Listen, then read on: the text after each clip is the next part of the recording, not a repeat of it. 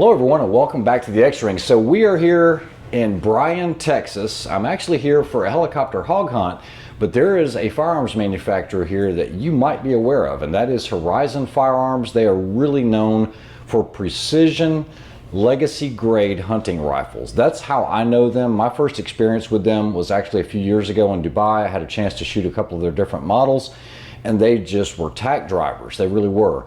One of the things that really stands out to me is they also do some really incredible fluting on some of the barrels, but really more than that is just the quality of the rifles with a guaranteed half minute of angle guarantee on all their rifles. So I am here visiting their facility. I'm with none other than the owner, Derek Ratliff. Hey, how's it going? Thanks for having me out. I appreciate you hollering at us. It's awesome that you just happened to be in town. I know, my pleasure, and thank you for having me out. Guys, this was so last minute and so impromptu. I think I texted you 2 days ago, and I said, I'm going to be in Bryan, Texas. Can we check it out? Because you guys know it's all about precision rifle content. But Derek started the company in 2012. 2012, yeah. And you guys might know it from 22 Creedmoor. That is kind of like... It's our baby. That is your baby. And I remember my first 22 Creedmoor, when I was hand loading, I knew that Hornady was going to do some factory ammo, and I had to actually order it from Horizon.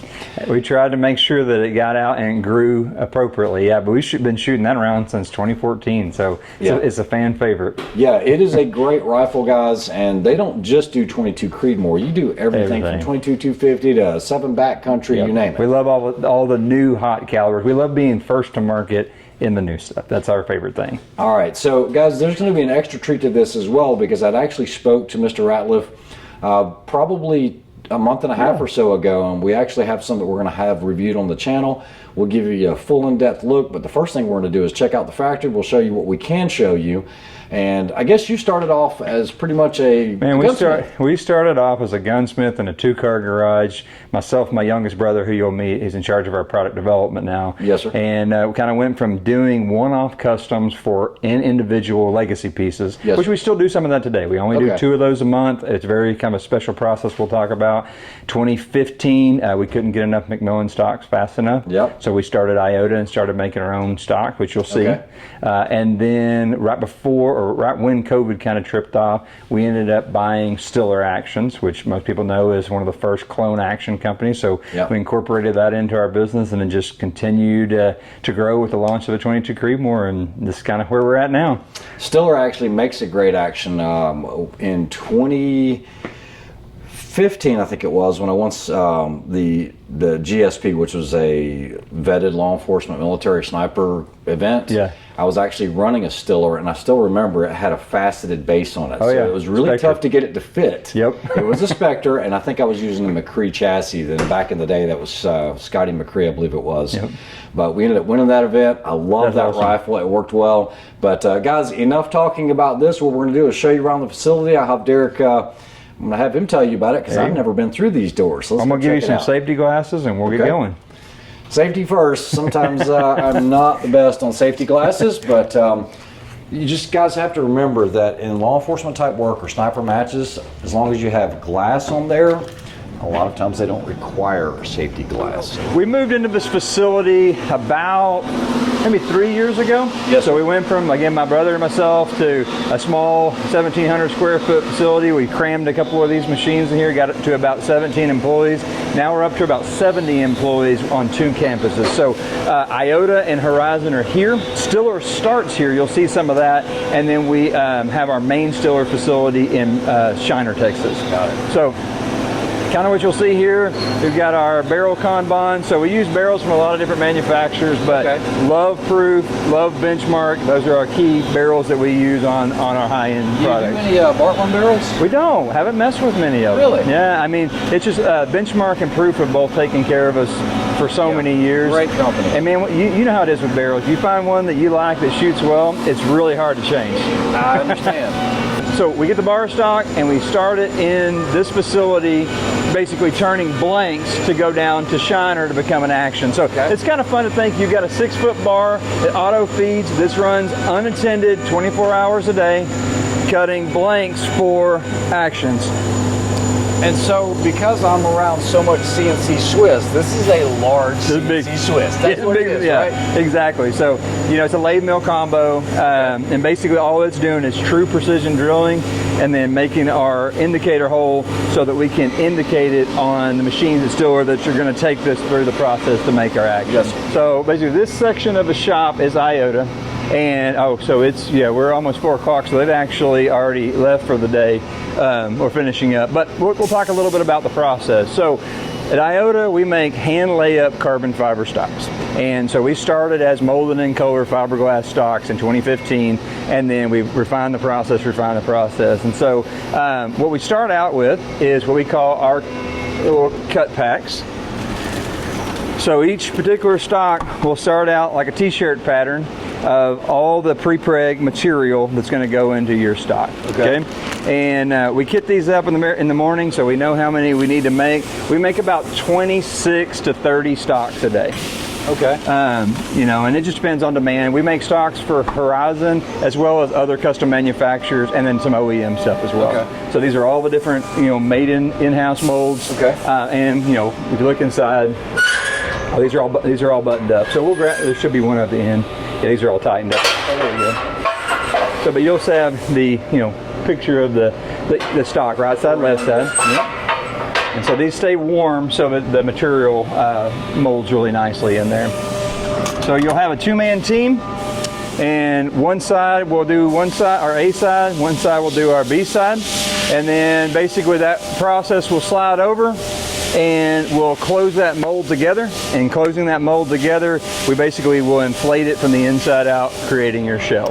All these ovens here that you see are ovens that we designed in-house, had made in Europe, and they have very specific programs for the mold, the internal temperature, what we're trying to do with it, and they basically ramp a heat cycle and a cool cycle to make sure that you get a really nice A-grade shell. We run about a 90% A-grade rate through this facility, which is, you know, pretty wild. I wish you could see that actually, you know, working here. So that stock will get set up, it'll go through the ovens, it'll come to our cooling banks. After it comes out of the cooling banks, you'll see them basically set up like this. And so now I've got a mold with a stock inside of it, right? So it's a hollow at this point, which is kind of cool, but you can see the carbon fiber. So it's going to get filled.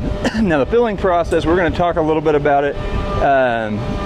I'll point out some things, but I want you to know, we'll keep this. That to me, the filling process is the biggest difference in stocks, right?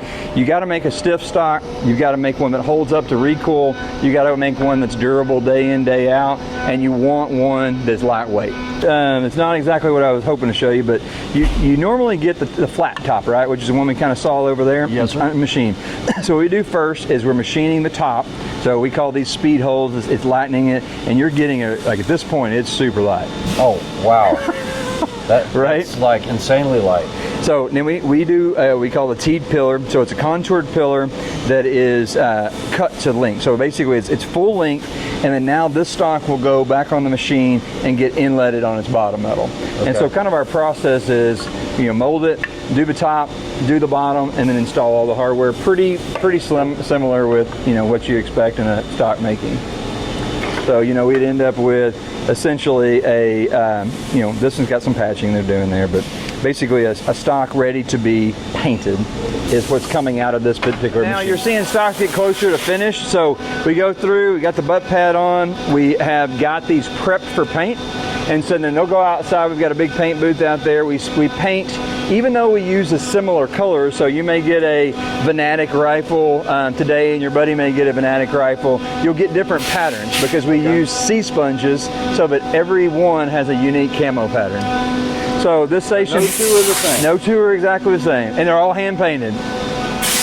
So then we'll go into our QC section here, which I think is kind of neat. So we've got every single stock, whether you're buying an IOTA stock or you're buying a Horizon rifle, we'll basically check barrel straightness, fit, all the holes, safety, bottom metal, and make sure everything is square and good. Now, The only triggers you guys use are Trigger Tech? Right now, that's the only triggers we use. It's a great trigger. I've been using them for years. Those guys take really good care of us. Taylor's actually sending me a gold custom 2-stage Trigger Tech to shoot the Mammoth competition. Okay. So you're going to do the next Mammoth? Yeah. So I'm in the Trooper, and I signed up to do the April Mammoth. Oh, nice. Congrats.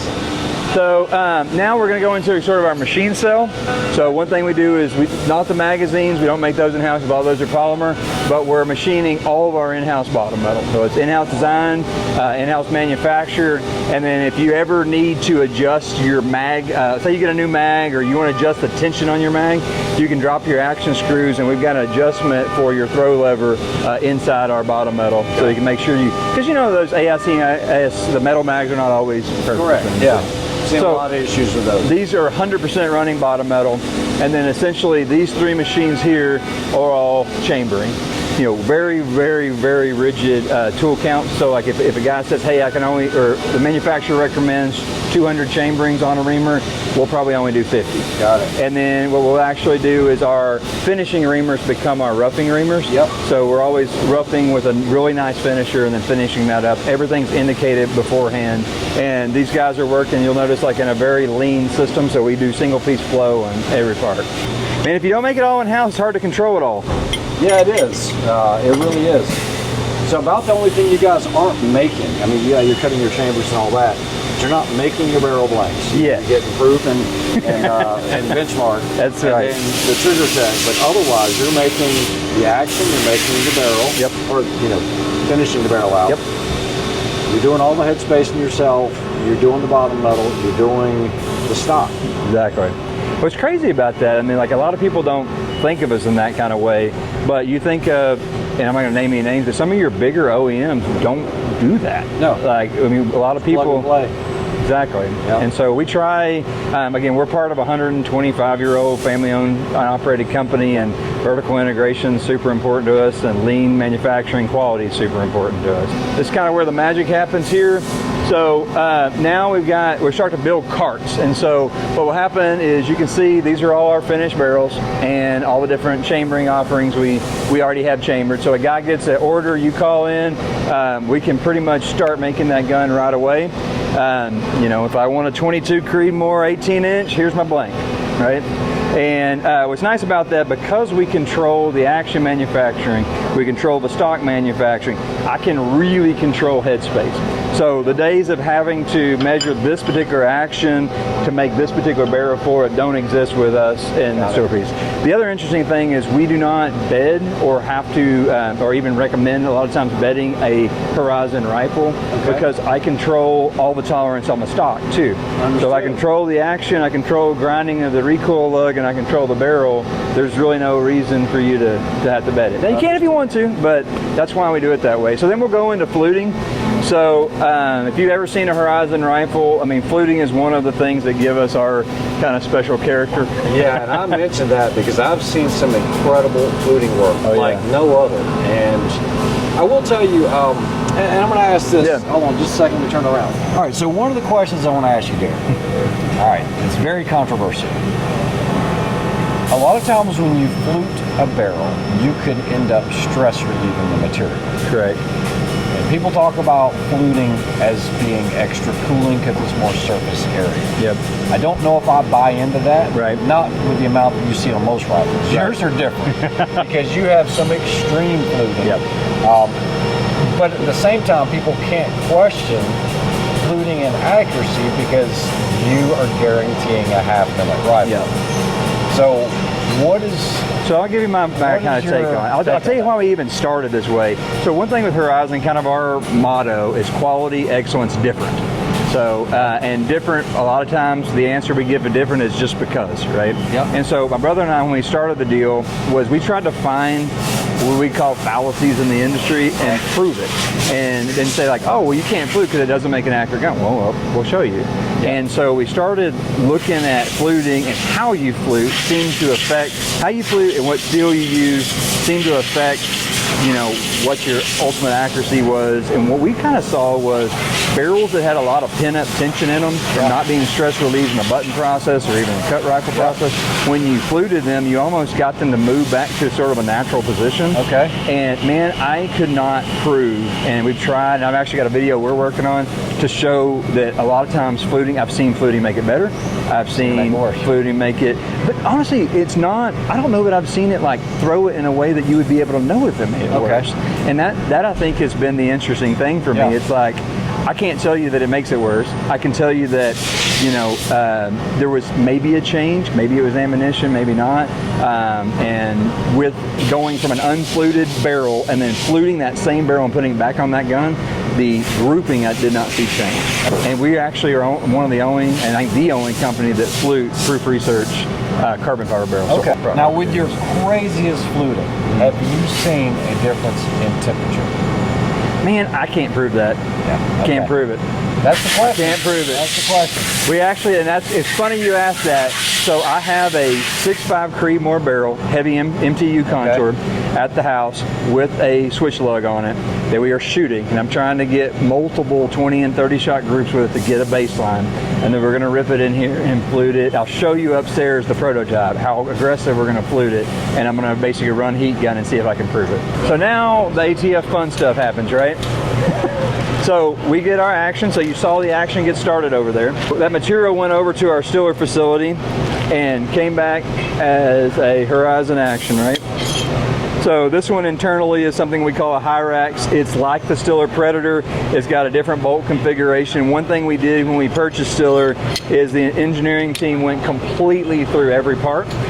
We have scanned and reverse engineered everything, and then now we understand a lot more than they did back in the 90s when we got going as to what actually was happening, you know, camming over, and you know what kind of a eject assist you needed. So we understand the action and what actually needs to happen a lot better. And so when we talk about tolerances and why we can do, you know, pre-chambered barrels and all that kind of stuff, that's now why Stiller historically has not been known for that, but now all the new stuff is absolutely that way. You can get offer 60, 90 degree throws, or you just have one? We just do the 90 for now. Just 90, yeah. Okay. So the fluting we just got done watching over there, here's now the barrel getting put together and painted. And so you can see we start doing what we call our carts, our Z carts.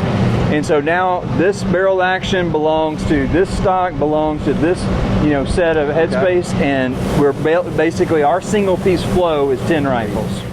This model that you're seeing kind of through process today is actually a private label gun that we're building for one of our dealers. When we say private label, we call them Core Pluses. They get to pick some special edition, different fluting, different color than we do. Exclusives. Exclusives. That's a better way of saying it. So these will get ready, and then you're seeing pre-staging in here as well as our vault. So this is where we're staging the orders to go to your Sports South and your dealers based on, you know, caliber and configuration and such. So Understood. Yep. And so we'll go into the actual assembly area. So your Z carts will be rolled in here, and on these two areas here, we're actually putting the trigger in, we're putting the stock on, we're putting all the hardware on, and getting the muzzle brakes put on, and getting that rifle basically checked to spec. And then you'll see computer, like I said, we do a quality log, same kind of quality log we do with IOTA. And then we've got basically a built-in bullet trap here. So all of our customs and Core Pluses we'll send out to the range, and we range validate those, right? Okay. And all of our cores, we shoot every single one of them, but we don't range validate every single one, even though we do that guarantee. And we also do, you know, if you have a problem with anyone and it does not shoot, we'll bring it back. Our custom guys handle all of our RMA. So if you're like, oh, they didn't, you know, how are they going to handle that? How do they prove that? If you have a problem with our stuff, only my best guys deal with the issues, right? Understood. And so, but we do take a spot check of rifles occasionally through, or like, you know, through. So like every so many guns will go out to the range and be verified. So every one of our rifles gets a birth card, which is something unique that we do. Our custom rifles, you'll come with the actual group on it. If for some reason you have an RMA or a shooting question, it'll come with the actual group and lot numbers of ammo. But you'll get model, caliber, our checks, and you'll get the built by and inspected by, and we're signing off on that rifle that it meets our exact quality.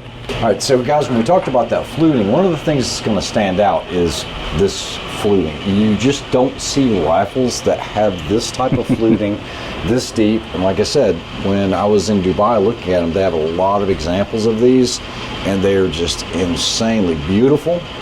And you're not going to see anything like it from anyone else, I don't believe. Does anyone do a heavy fluting? Not like that this? I know of. Spiral fluting. We're starting to see one other company try some of our stuff, but not to the same results, I don't think. Understood. Essentially, for rider guns, these are guns that we move around, for testing and those kind of things. And so, you mentioned a 7 backcountry. All right. Now, with regards to 7 backcountry, I have yet to review one. I've done some studying about it, but I have a question that I haven't went over with you yet. So, when you build a rifle, you have to do a proof lift, right? Correct. Okay. How do you proof an 80,000 PSI cartridge? That's a great question. I don't know that I have a great answer for that. So how are you guys? So what we're doing is we're shooting in the tube you saw downstairs. Yes, sir. Every single rifle, we're still shooting those particular rounds from Federal. So Federal has given us, I'm gonna call it factory ammo, really, honestly. Okay. And so we're shooting a couple mags worth of factory ammo through it. We're testing bolt lift. We've got more or less a scale that we have sort of a tolerance and for what we're allowing for bolt lift on that pressure round. And again, like you said, I mean, it's new territory. It's new territory for the industry, and it's, which is exciting. It's like, I like the new and kind of wilder stuff, right? Yep. And so it's kind of, it's neat to see where I think the technology can push, and because selfishly, it also says some interesting things, I think. With the 22 Creedmoor, when we released it, we were running a lot of hand loads. A lot of your hand loaders are running pretty high pressure stuff, even in brass. And now you've got sort of a SAMI approved cartridge with high pressures. So I think it's going to let the industry push the boundaries a little bit, and what it's causing, and I think it's helpful for us as an action company, it's causing a lot of the action companies, especially the ones making, lower end, OEM type guns, to really evaluate what they're doing on the action. Correct. So guys that don't know, the 7 backcountry was a cartridge that was kind of created by Federal, or Federal did it. And it is essentially a steel case. It's high pressure. It's 80,000 plus PSI. And so, like, for example, guys, not to give it away, but this looks like about a 16-inch barrel, if I had to guess. Yep. And you're probably close to 3,000 feet a second. Exactly. Yeah, we'll know once we test it ourselves.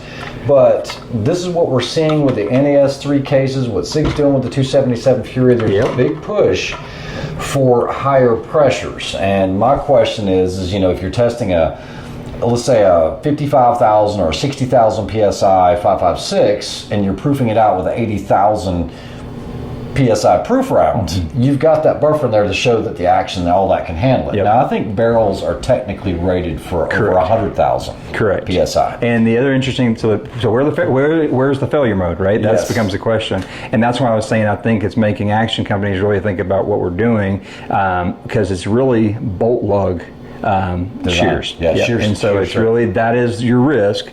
And, and so like I said, we've done a lot on the stillers to kind of understand why, and with our built-in, like it's been like that for a long time. We got a lot of rounds. A great question, because this is the thing now, guys, when you've got 6 arc, you've got so little bolt face, you got lugs breaking off, now you're seeing these crazy exotic materials that are coming into play now that were never considered for that application. I mean, they had an application, but of course it makes them expensive, but now you've got that strength with that very small bolt face. So I think all of this is going to change. I think it's a big direction. The military's pushing pretty hard on this.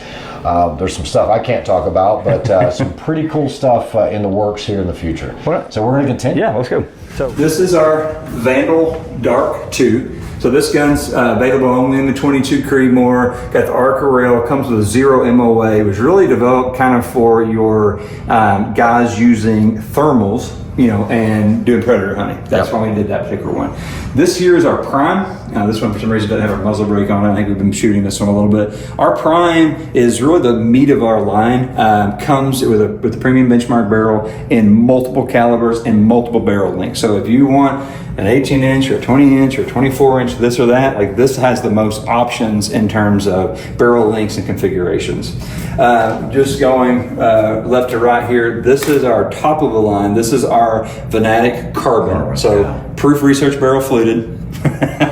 And that's pretty action. awesome. I have never seen a fluted carbon fiber barrel.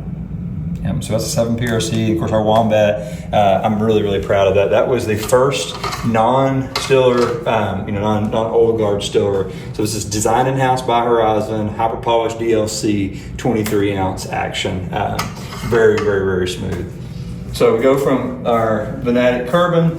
This was one of our, it's kind of near and dear to me. This is one of our core or custom rifles. So like I said, near and dear to me because my brother and I got together and we started this company doing, legacy projects. And this particular rifle is built out of pecan that came from our farm where my great-great-grandmother used to hold family picnics. It was struck by lightning, and so we took a piece of that wood and basically did a resin curing process that we do here in the house to stabilize the wood. And then we added Aggie Maroon because we're big Aggie fans here.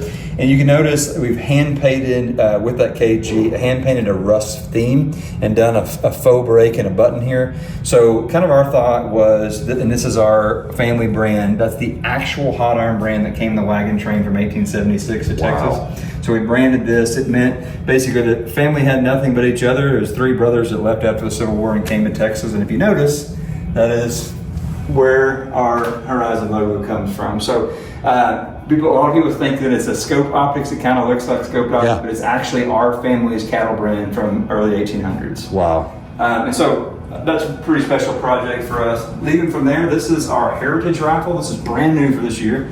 We're actually not even shipping these yet. We just debuted these at OSG this year. And this is our Vandal X. This is our #1 seller, hands down.